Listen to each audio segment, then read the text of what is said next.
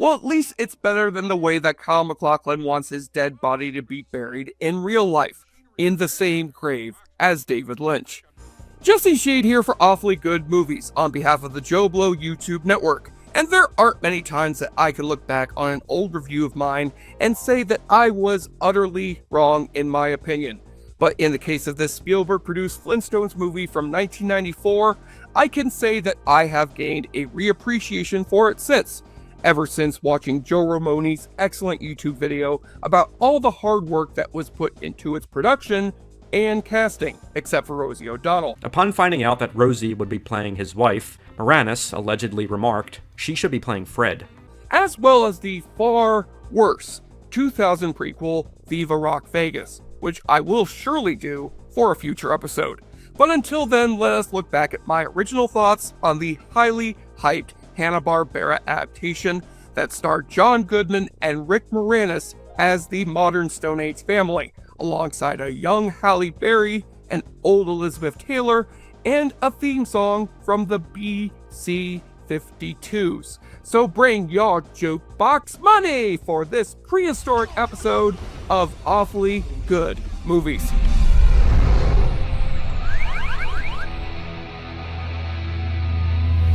Just when you thought J.J. Abrams was done with us after The Force Awakens, along comes another trick up his sleeve. As this weekend marks the release of the sequel, prequel, whatever it is, to his hit found footage flick Cloverfield, known as 10 Cloverfield Lane. Seeing as Abrams was able to produce this flick totally under the radar, and the trailer came out of literally nowhere 2 months ago, audiences are excited to find out what the hell this movie has in store for us. So seeing as this flick stars the legendary John Goodman, let's focus on another starring role for the big guy, where he tried surviving gigantic monsters and left audiences in utter terror.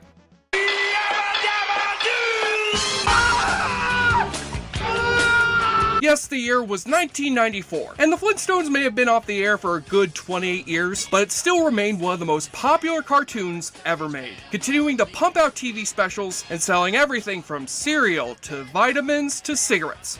Wait, cigarettes? What the fuck? So it made plenty of sense for them to hit the big screen too, with a little help from executive producer Steven Spielberg. Oh, I'm sorry, Steven Spielrock. Oh, clever idea, Steven. If the movie turned out terrible, you could just say, hey, it wasn't me, it was Steven Spielrock. And if you ask the critics, it certainly did turn out terrible, going so far as to win 2 Razzies, despite making millions at the box office. But I know I loved this movie as a kid, as well as the show, so let's see if it's held up over the years, and find out if this movie's any good. Man. Hey, I didn't write that joke. It was Steven Spielrock. So you know the basic premise of the Flintstones. Basically an animated honeymooners, but with cavemen and dinosaurs and shit. But for those of you who are unfamiliar, both the show and this movie focus on the comedic misadventures of prehistoric pals Fred Flintstone and Barnie Rubble, played here by John Goodman and Rick Moranis, who try to plot and scheme over the heads of their faithful wives, Wilma, played by Elizabeth Perkins, and Betty, played by Rosie O'Donnell. No. Yes. No. Yes. No. No. Yes. Yeah, more on her later. But now let's talk about the story, which concerns the construction company Fred and Barney work for, namely its sleazy senior executive Cliff Vandercave, played by Kyle MacLachlan, and his secretary, played by Halle Berry. Cliff is plotting to swindle the company and run off with the money, and looks for a hapless dope he can elect as vice president who will take the blame. So he gives the employees an aptitude test to find the man with the highest score, and Barney gets the highest score, while Fred gets the lowest. But Barney, who wants to pay Fred back for helping him adopt his new son Bam Bam, Does he have a name? Bam Bam. Is that short for something? Bam Bam Bam. Is that short for something? decides to switch their tests around, and Fred becomes the new vice president of Slate & Co. Yes, because when you think the Flintstones, you think business corruption. You think couples struggling to adopt children, and you think blue-collar workers struggling with unemployment. And you think these things if you're an insane person. So as Fred's new job slowly turns him into a rich asshole, and Barney's low test scores lose him his job and force him to move in with the Flintstones, you come to sadly accept that despite the filmmaker's best efforts, the Flintstones was never destined to be a live-action movie. Sure, we all enjoyed the show when we were kids, but go back to it as an adult, and you realize there's nothing there that the Honeymooners literally didn't do already, but better and without rock puns. So this film continues the show's tradition for lightweight humor with no edge to it, without the calming influence of animation. Simple, low cost, modular housing units. I hate to bust your bubble, but if you build houses this small, who's gonna live in them? What is this? A center for ants! Even though it's got a script written by the same guy who co-wrote Die Hard, along with 31 other people. Seriously, it took more people to write a Flintstones movie than it took to create a vaccine for polio. And that's just sad. But it's probably the best Flintstones movie that they could have made, and it's still not very good. But what is very good about this movie is everything else around the lousy script. For one thing, the casting for the lead parts is dead fucking on. John Goodman, Rick Moranis, and Elizabeth Perkins all nail their parts, managing to do impressions of the Flintstones characters while making them their own and not trying too hard. Rosie O'Donnell as Betty, on the other hand, yeah, there's a reason she won a Razzie for this performance. But at least she's got the laugh down.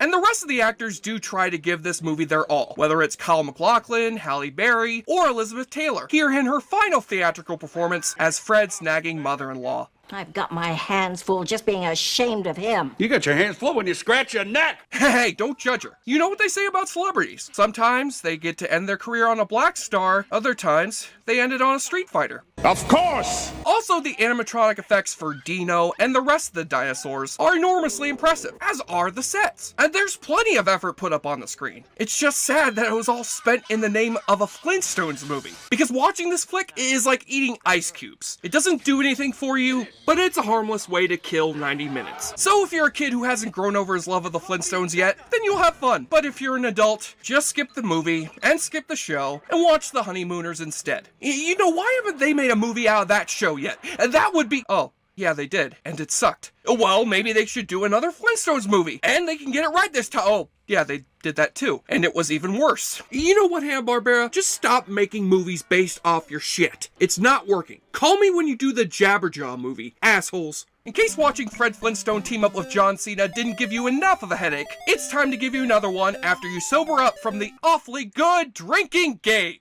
Take a shot or drink every time they make a prehistoric or rock-related pun. Son of a Brachiosaurus. What you got today? Lizard and onions. Fred's no Albert Einstein, but you never know. You know what? Now that I think of it, Steven Spiel Rock doesn't even make sense. Here, I'll fucking fix it for you. Steven Spiel Boulder.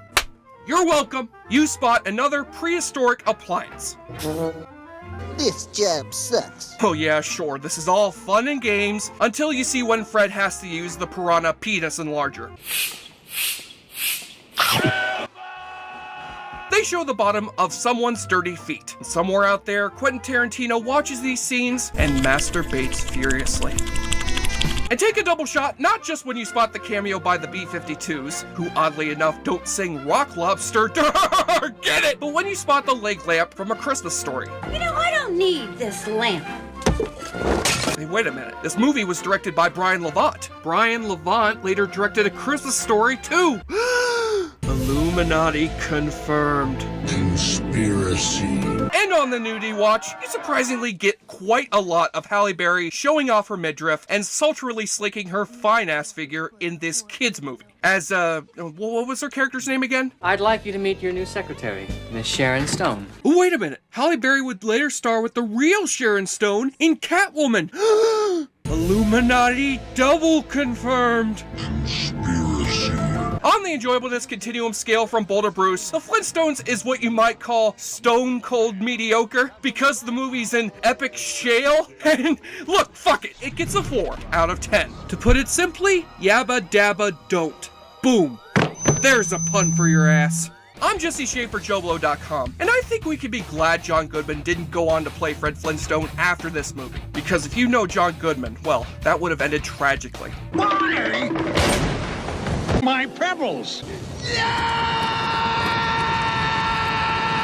Cody Pebbles cereal, part of this nutritious breakfast. JoBlo, he sure likes to drink a lot. JoBlo watches movie like the hero man. JoBlo, he's... Thank you for clicking on our video, everybody. If you like what you saw here, please make sure you like the video and subscribe and share with your friends who like this sort of content. JoBlo was created by movie fans for movie fans, and we appreciate your support.